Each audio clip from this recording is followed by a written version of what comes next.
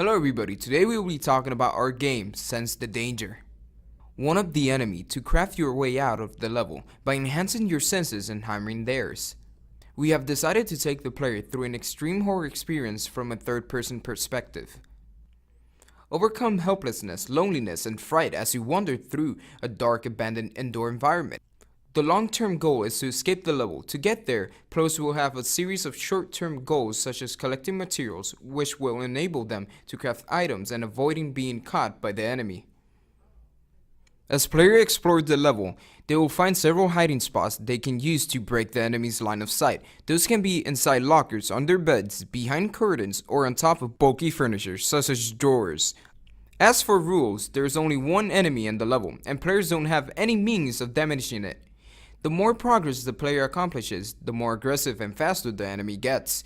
If caught, the player loses a life, but when he's respawned at the beginning of the level, he will choose one sense to partially sacrifice in benefit of the other, vision or hearing.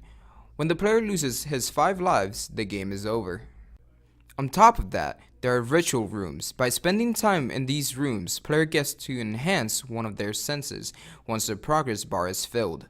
Players' vision and hearing are limited within the room, making it riskier to accomplish the performance boost considering they're also stationary, easy target for the enemy. The enemy can't be damaged. It uses its sight and hearing in order to find and chase the player.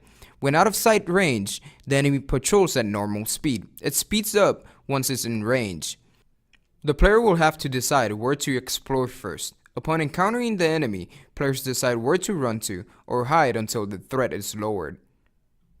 On top of that, players also have to focus on finding materials to craft items, especially the sensory items.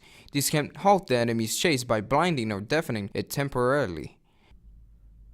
The player has to decide which one to use in different situations to take the most out of them. Once a player loses a life, they are given the option to enhance either vision or hearing at the cost of the other. To compare with other games, a couple ideas were inspired by the game Granny by developer. We are using its 5 life at only one enemy mechanic. The fact the enemy can't be killed was inherited from Outlast by Red Barrel. As for play possibilities, players have certain meaningful decisions they can make. For instance, if they are being chased down, they can choose to craft a sensory item to deter the enemy from catching up. On the other hand, instead of choosing to craft, players can also opt to hide. Hiding spots have different traits, which also leads to meaningful decisions. For example, choosing to hide in the locker will conceal players better than hiding behind curtains. As for development risk, considering we are developing a horror-themed game, the target audience is narrower by nature. Furthermore, the player base can be more demanding in regards to the game's aesthetics. Players want to feel immersed within a horror game, therefore art, lighting, and audio will demand more from the team to provide players with a more immersive experience, so that we are not overwhelmed by failing to meet aesthetic high standards. We plan on looking for horror-themed references to look up to. We want to create an immersive horror game experience that keeps the player on their toes every step of the way with meaningful decisions around every corner regarding crafting, hiding, and enhancing senses.